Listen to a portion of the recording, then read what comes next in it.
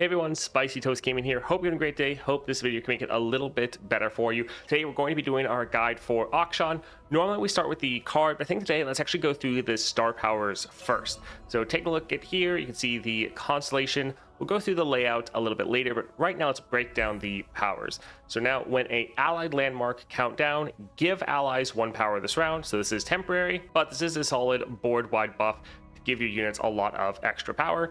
Then we have the 2-star Sentinel Business, +1 starting mana, game start, summon a Warlord's Palace. This is going to be important, so keep this in mind that we're summoning this at the start of the game. We'll break this down more when we look at Akshan's card. Then the 3-star, your countdown completion effects activate twice. So when a landmark finishes counting down, whatever effect it's going to do, that happens twice. This is incredibly powerful, especially with some of the landmarks we'll get into in a moment. And then you still have that same effect of when an allied landmark counts down, give allies 1 power this round. So if you can get your landmarks to count down multiple times in a single round, you can actually give your entire board a pretty big buff. Then for the 4-star, round start, create a fleeting time and dedication in hand. Now this is the orange spell, and this one does actually cost 1 mana. There's a version of this where it doesn't, but for this 4-star, it does actually cost that 1 mana. Normally, it's still worth paying that 1 mana for Akshan, but do note that this will cost you a little bit of mana every round unless you get some cost reduction. Then we have the 5-star, game start, get a mana gem. And then the 6-star, I'll just drop off my camera here for a moment. When an allied Warlord's Palace is destroyed, you steal a mana gem. When an allied Warlord's Horde is destroyed, revive the strongest dead non-ephemeral ally. Now, I know you might be wondering what are these 2 relics, and we'll go ahead and break that down with the Akshan card. So take a look at Akshan now. He is a 2 cost, so you can play him turn 1 as long as you have him at 2 stars. That is very, very good. He is Shurima and 2/2, and he has that quick attack. Now, when I'm summoned or strike, summon a Warlord's Palace or advance it 1 round. So this is the same landmark that you're getting at the start of the game from your 2-star. So he's further helping you advance it, or if you didn't have one, maybe you finish the countdown. If you summon him, he'll summon another one for you to start counting down. Now his level up is when that Warlord's Palace has finished its countdown. Then he levels and now summons that Warlord's Horde, that other landmark that we saw in his 6-star. Now when he's leveled, when I'm summoned or strike, summon a Warlord's Horde or advance it 1 round. So now instead of counting down that Warlord's Palace, he is now counting down a Warlord's Horde, and he can keep summoning this over and over again once you finish counting 1 down. Also note here that Akshan has a summon and strike synergy with these landmarks. Every time you summon him, he is advancing these landmarks. Every time he advances a landmark, your whole board gets 1 extra power for that round. Also, you have strike synergy here, because when he strikes, you also help advance your landmarks. Now, if we take a look at his champion spell, 3 cost, slow speed. Now this will get upgraded to burst through some of your level ups, but right now it starts out as slow. An ally you've targeted this round strikes an enemy. So you already have to target the ally with some other effect before you can actually use this card on them, but then they strike an enemy. So this is giving you some good removal. Very good to use this on your Akshan because when he strikes, he advances a landmark. This is also very good for your 4-star because it gives you a targeting spell you can use every single round to make sure you can actually target your Akshan or a different unit for this card. Overall though, very good card for you, able to give you some removal, let your Akshan get a strike off to further advance your landmarks. When your landmarks advance, they're buffing up your whole board. First though, let's now take a look at this Warlord's Palace. So this is what you get with your 2-star. This gets summoned at the start of the game. Also, this is what Akshan is able to summon or advance before he levels, and you have other cards that can also summon this landmark. So countdown 8, create a Relic of Power in hand. We'll get into that in a moment. I know with Akshan there is a lot going on, but when you target allies, advance me 1. So for this landmark and the Warlord's Horde, any targeting you do for your allies are advancing these landmarks. Targeting like your 4-star, giving you that time and dedication, or this relic right here, also you're targeting an ally with that as well. So anytime you're targeting, you are then counting down your landmarks. When you're counting down your landmarks, you're also giving your board additional 1 power for that round. So everything kind of works together really, really well, which is one reason why this spell is so good, because not only does this count as targeting, which counts down your relics 1 more, but then Akshan can strike, which also counts them down 1 more. So overall, very strong synergy so far. So the main ways you have to count this down is targeting and then Akshan striking until he levels up. But this Relic of Power, remember, if you have him at 3 stars, you are going to get 2 of these Relics of Power when this counts down. So this Relic of Power, it's focus speed, so you can't play this in response to enemy attacks or enemy spells. And this is also fleeting, so you have to play it the round that you're able to generate this. You can't bank it for another round, but you get 3 different options. You can predict, then draw 1, which can be nice because the predict lets you pick from 3 cards in your deck and then choose the one you want on the top of your deck. And then the draw gives you that card. So very strong right here. Summon a Sandstone Charger, see that right there. Or you can grant allies 1 power. This gives you a good amount of flexibility and kind of changes based on the kind of situation you're in. For one, if the enemy is about to attack you, then you might want to play this to summon like a Sandstone Charger to get some blockers up and maybe dissuade the enemy from attacking at all. Or if you just need to get some extra damage down, you know the enemy won't be able to block all of your units, you could summon some of your Sandstone Chargers for offense. Normally what I would do is use this for the predict though, try to make sure you're getting some cards that you'll need for the next couple rounds. And then generally, if I don't need either of these 2 options, then I'll go for the grant allies 1 power, but some good flexibility here. Now let's move over and talk about the Warlord's Horde. Now this is what your Akshan is going to make once he levels. Instead of making this Warlord's Palace and counting that down, now he's going to make this Warlord's Horde and start counting this down when he is leveled. But this has pretty much the same effect, count down 8, create a Sentinel Horde in hand. Remember, you'll get 2 of these if you have them at the 3 stars, and then when you target allies, advance me 1. So this plays the exact same way as the Warlord's Palace. This is just kind of a better version of it. Now with this Sentinel Horde, you again get 3 different options, and these are just much more powerful. So you can either grant all enemies vulnerable, meaning you can kind of challenge them, drag them to block whoever you want, and create in hand a 0-cost copy of the strongest ally that died this game. Now, since this is strongest ally, not strongest like follower, this can and normally will make another copy of your champion, which then it turns into a 0-cost copy of his champion spell, which you can then use if he's on the board, which can actually be pretty good. Now, this also is making a copy in your hand, not on your board, which can be good and bad, because if you want to play this at focus speed to immediately attack, you're not really going to be able to do that because you have to take the time to play the copy of the card you're generating, but then you can trigger play effects with this, so can be good, but honestly, I use this one normally the least, because quite often the vulnerable doesn't matter as much, and normally my board is kind of full, so I don't really have space for another unit. Or we have this one right here. This is normally what you're going to be using. Draw 2, your cards cost 1 less this round. And remember, you're able to get 2 of these Sentinel's Horde, so you can play this card twice, drawing 4 cards and reducing the cost of all of your cards this round by 2. So this lets you go pretty much infinite with your Akshan at some point, because you're getting so much cost reduction for all of your cards, and then you can keep playing a bunch of cards. You can keep playing Akshan, keep playing his champion spell, counting down your more of your landmarks, and potentially getting multiple Warlord's Horde to trigger in a single round. So you can even stack this up even further, but this is incredibly good for you. For one, it's a great way to just draw a bunch of cards. You can then play so many cards either greatly reduced or just completely free. And this is normally what you're going to be using when you get this to trigger. This is just incredibly good for you. And the last option, also pretty solid. I might throw this out once if I just need the spell shield, but grant your champions everywhere spell shield and 2/2. Very solid effect, good to try to protect your champions or just give you a little bit of extra stats. But again, normally you're going to be wanting to use this font of power. But the great thing is you do have options. In some situations, you're going to want to mix and match and just do what works best for your individual situation. I know this might seem like a lot. There's a lot of complexities with his kit, but once you start playing him, it flows together very well and is actually quite a lot of fun. Let's go take a look at his starting deck before going back to the Constellation. So up first, we have Treasure Seeker. Also, just a quick shout out. I love how for his champion deck, you'll see they all actually fit together thematically.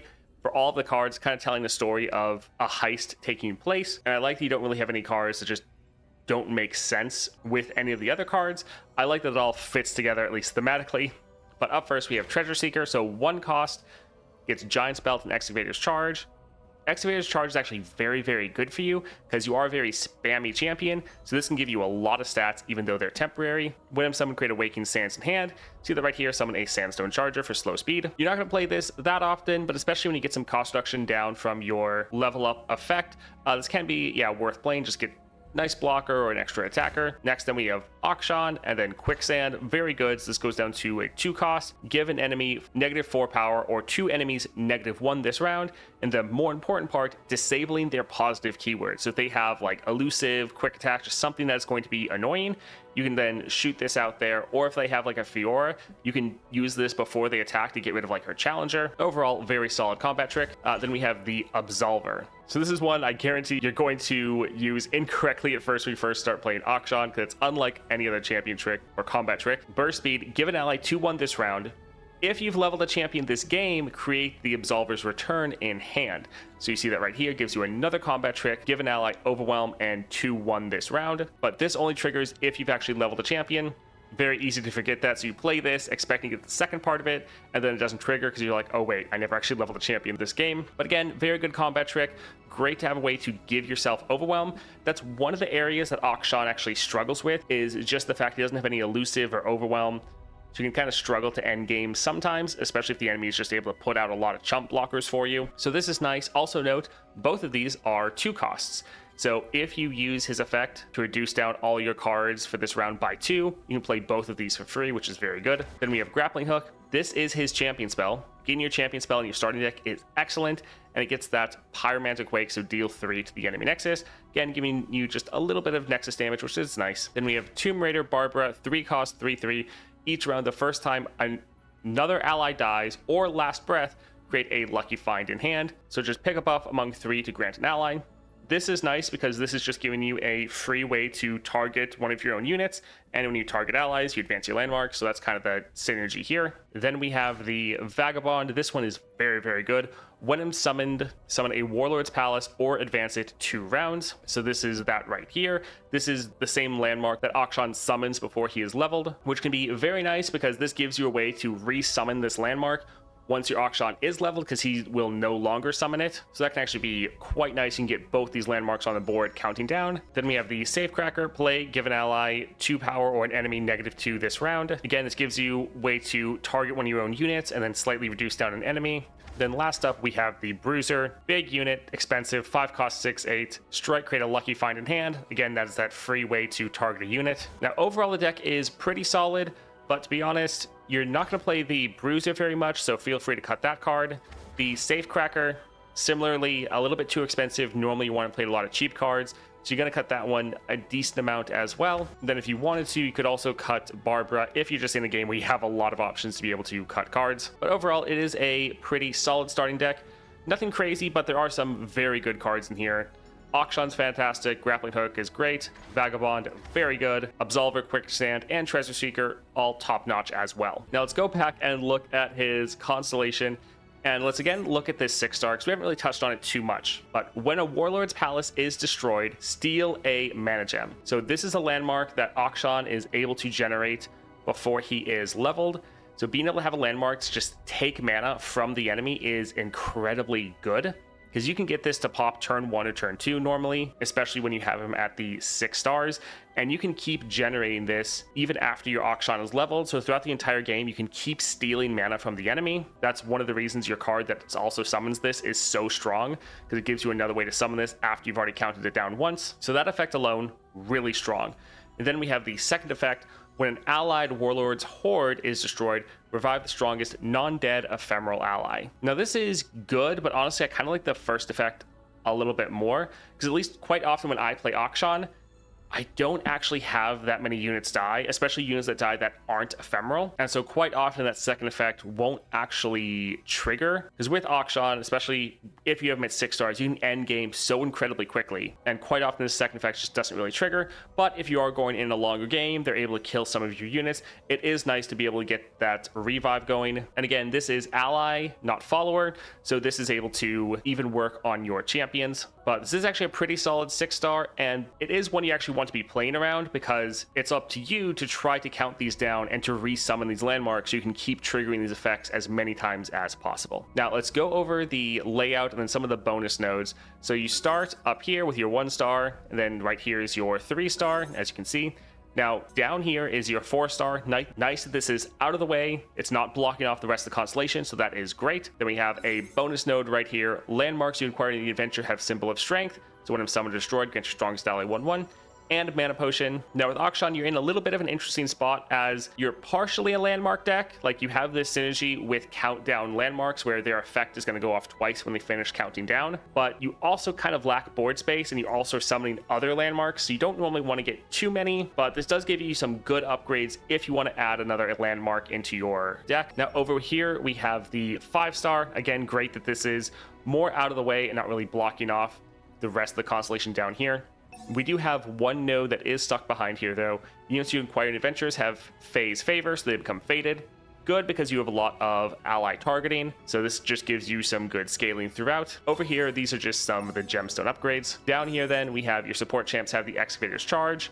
When you play a card, give me 1/1 this round. Again, very good for Akshan. He's a very spammy champion, so this will actually give you a lot of stats, even if they're just temporary. Then down here, Grappling Hook has Stopwatch. This Grappling Hook is your champion spell, so getting your champion spell to be burst speed, and a burst speed way to target enemy units and strike and kill them. Really good. You can use this to count down your landmarks incredibly quickly, take out enemy targets, and overall very strong upgrade. Then right here, +1 revive, and then down here is the 6-star. Overall, the constellation is pretty solid. I like that for the most part they have their star powers out of the way, not really blocking off the rest of the constellation. And I also think artistically it's laid out pretty well. All right, let's hit up Relics now, and we'll actually start off with what I think is one of his potentially best builds, actually, and a build that utilizes his champion relic. So we have Scoundrel Hunter. This is the relic you can get in the Celebration bundle for Akshan. So you have Challenger. That's important because he has quick attacks. You get that quick attack Challenger combo. Very strong. One of the best keyword combinations in the game. Lets him attack much more safely because you can make sure you know who's going to block you, and then you can be strong enough to kill them. And then Power, when you play a champion, summon the Warlord's Palace or advance it 2 rounds. So this isn't a summon effect like he has baseline, but this is actually pretty strong. For one, when you play him at the start of the game, he's already wanting to advance the Warlord's Palace. And remember, from your 2-star, it's already going to be on the board. So he's advancing it 1 round. This is then advancing it 2 more. For one, that's giving whatever units you have on your board a lot of extra power for that round because you're advancing a landmark 3 rounds. But then it's also helping you just count it down super fast so we can level very quickly. If you have him at 6 stars, he can then steal a mana, normally round 1 or at the beginning of the 2nd round. And then this also lets your support champion help contribute to that. But I think the real power of this comes once your Akshan is leveled, because now when he's leveled and you play him, he's still going to keep summoning that Warlord's Palace, but then he's also now going to be summoning or advancing that Warlord's Horde. So you're progressing both of those landmarks together, which is great, especially for your 6-star, because if you can keep summoning this Warlord's Palace, you can keep stealing mana from the enemy. And so having a way that you can keep summoning it, I think is very good. This pairs in with Echoing. Echoing is fantastic for Akshan. Even without this build in general, is just really good. Since he's a 2-cost champion, you want to be able to play him turn 1, so gain a bunch of extra copies. Make sure you should have him in your opening hand. Then his champion spell is also very solid. This Grappling Hook, remember this can go to burst speed, it gets the Pyromantic Wake on it. Also, this is a 3-cost, but with the Echoing, your champion spell is going to cost 1 less, which is actually pretty important. Because when your Akshan levels up and you trigger your Warlord's Horde, you can now play your double Font of Power, drawing a bunch of cards, and then reducing the cost of all your cards by 2.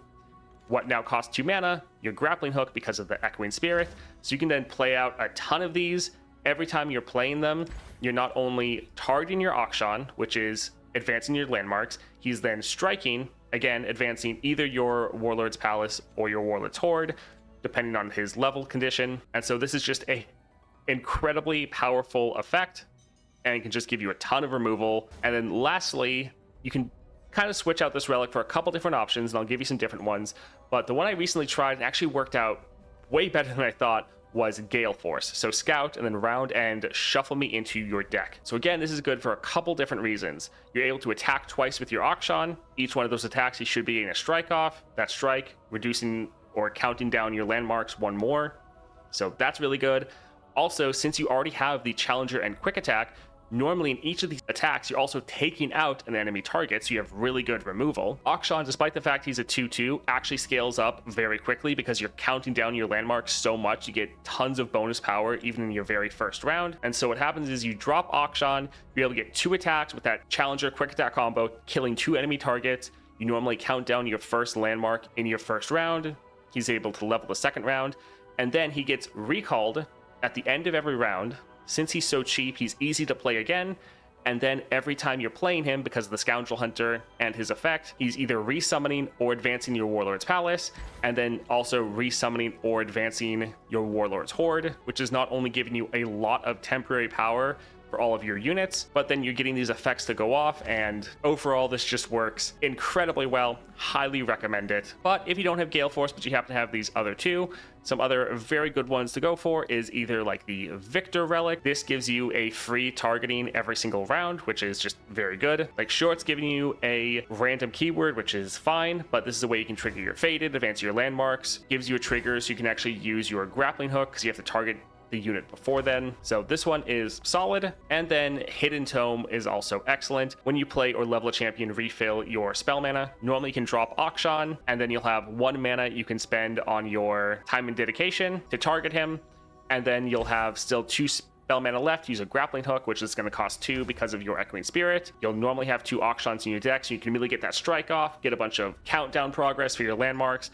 and just another great combination that I highly recommend trying if you have these relics. Now I'm leaning towards Gale Force actually being the strongest here, but all 3 are very, very good. All right, let's move on and actually just talk about the common relics now for your Akshan. These are pretty much the same for every champion, but if you need to level them up quickly, go for one of the Cosmic Blessings. If you want just a general, solid, good common relic, Dreams of Yordle is very solid, giving you that spirit, so the 1/1 and impact, not bad. Since your 2-cost Rageblade, actually not terrible as well, since you can get him on the start of the game and start scaling up with the Rageblade. Really though, if I wasn't going to use the Blessing, I would either go for the Chameleon's Necklace, just get more copies of him, so you're more likely to get him at the start of the game, or just get more of his champion spells, which is also very good, or go for the Star Child Staff, just for that extra regen, which is so helpful when you're starting out. For rare relics then, you can always go for kind of a tried and true Archangel Staff, Chemtech Duplicator, and Grand General's Counter Plan. Now I will say this is definitely better once your Akshan is actually at 4 stars, because then you have another way to target him,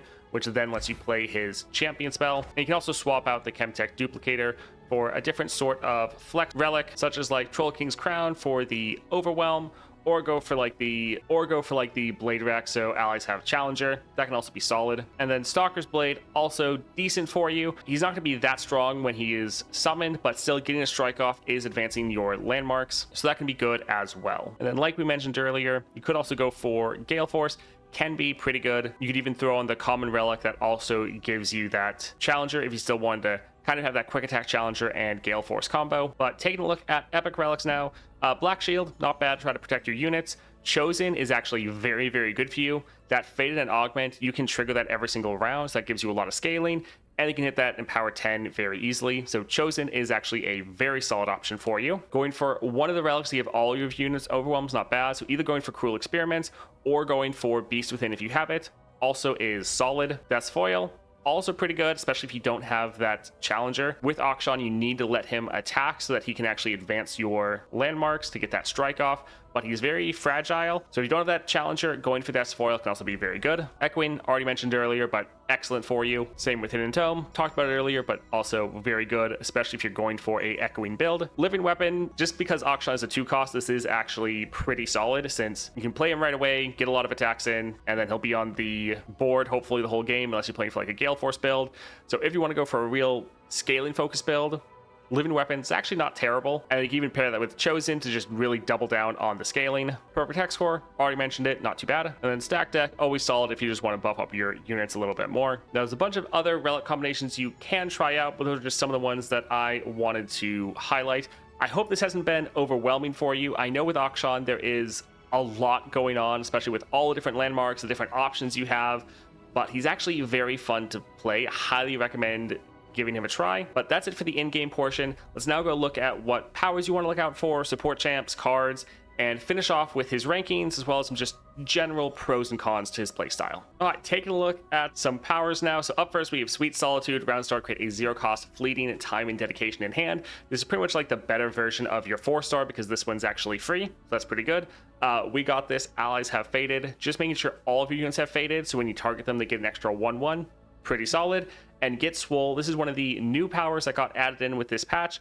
when you increase an ally stats with a spell, increase them by 2 more. So it just makes all of your scaling a lot better. You don't have a lot of ways to scale up your units with spells, or at least not by very much. It's pretty much just like that 1/1 you're going to get from your 4-star. Having something that is going to increase it is quite nice. Then we have Phalanx. When you target an ally, give it barrier.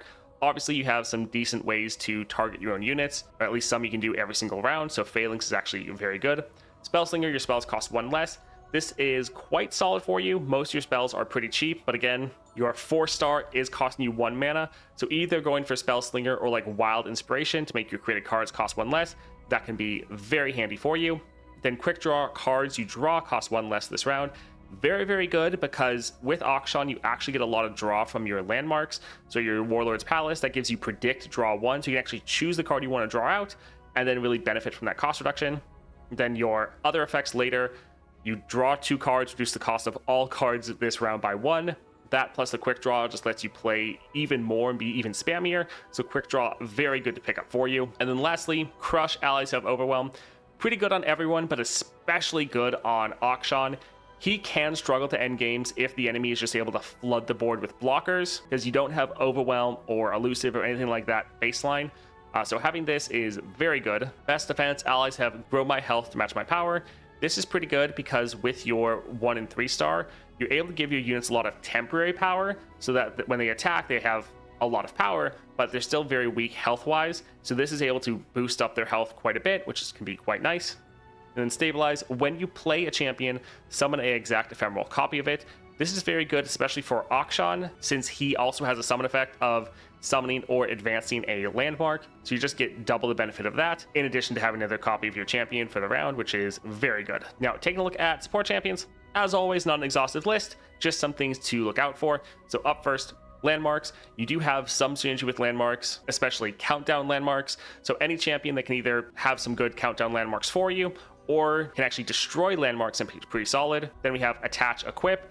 One issue you can run into with Akshan is not having enough board space to play more units. So having other ways that you can still play some cards to benefit your units can be quite nice. So equipment or attachments work out well there.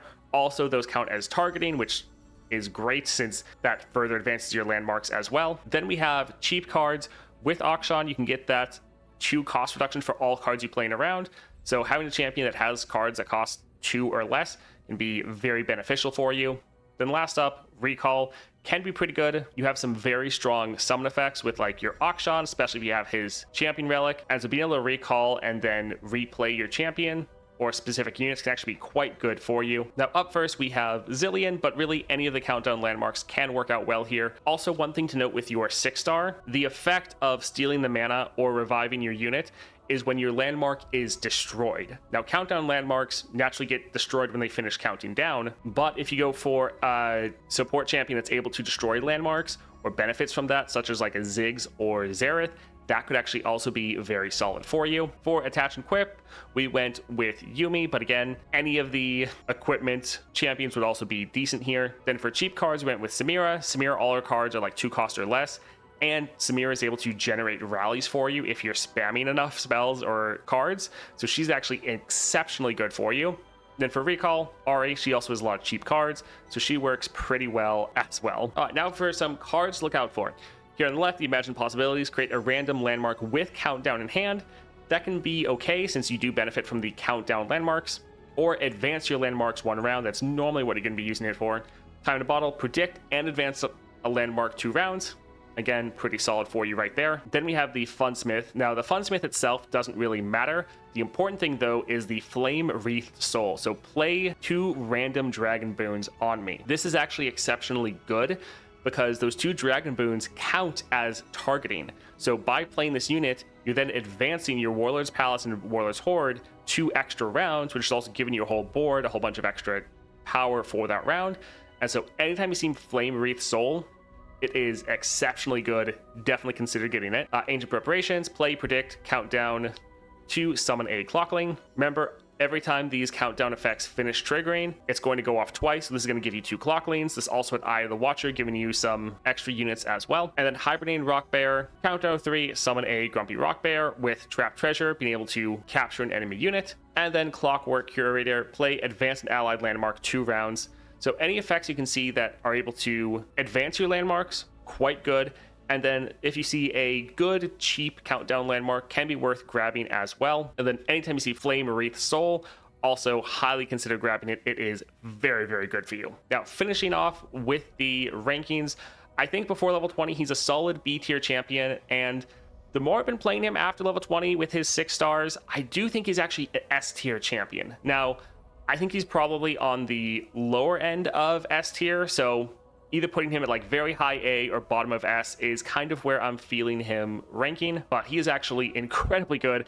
Quite often I'm actually just able to end matches in the first round, but even if the game goes on longer, you're still very, very solid. I actually was worried that he was going to struggle against some matches that maybe went on too long, or against modifiers that the enemy just had too big of units, but I actually took him into the toughest nightmare last week, where the enemy summoned their 2 strongest units from their deck, and they had the cage match, which they couldn't take more than 20 damage per round, so naturally making the game go longer. Also, they just get massive units right at the start of the game. Took Akshan in there, he absolutely destroyed it. It wasn't even difficult at all, which was pretty crazy. As far as pros, he is very unique, feels very different to play than pretty much any other champion. Also incredibly versatile, a lot of different things you can do with him, especially with his landmarks giving you 3 different options that you can choose from. Very nice. As far as some cons, you can struggle with board space because you are a landmark deck, and quite often you have like 2 different landmarks taking up board space, so that can definitely be an issue.